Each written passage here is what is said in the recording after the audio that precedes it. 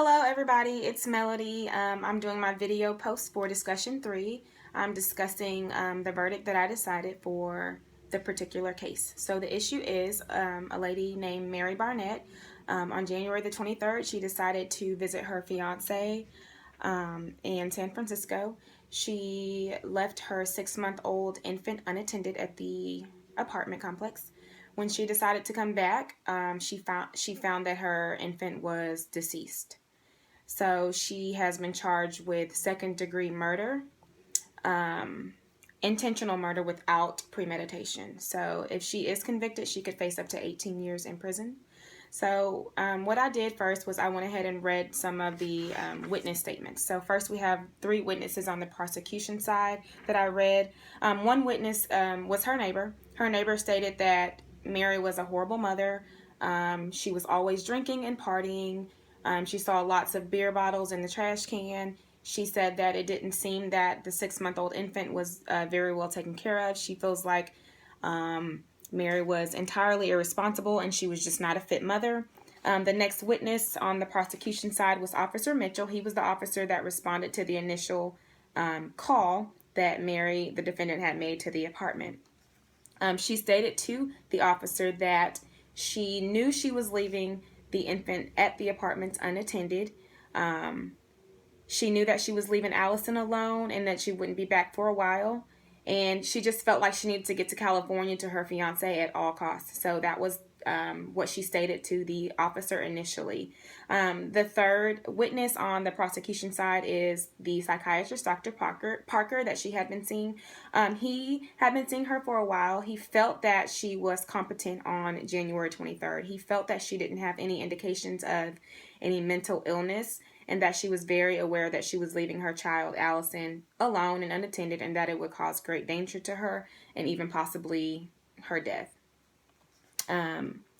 He feels that she was guilty and that she made this decision, and she was very remorseful as well. So that's the 3 witnesses on the prosecution side. So I then read the 3 witnesses on the defense side.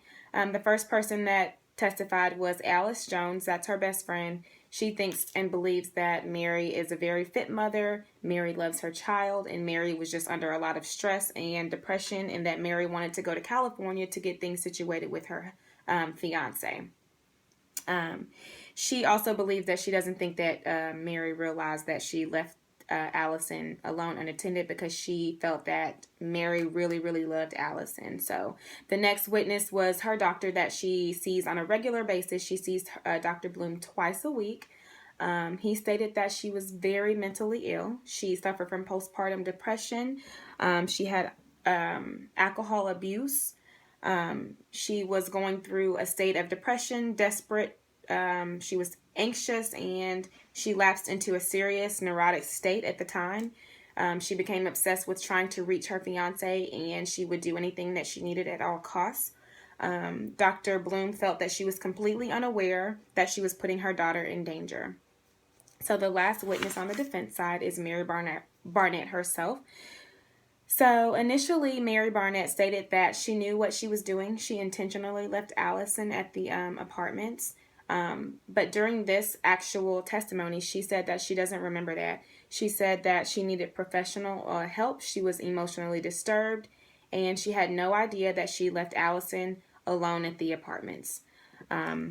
She said that she did not feel like she was in control. She felt that she was anxious and she was very frightened.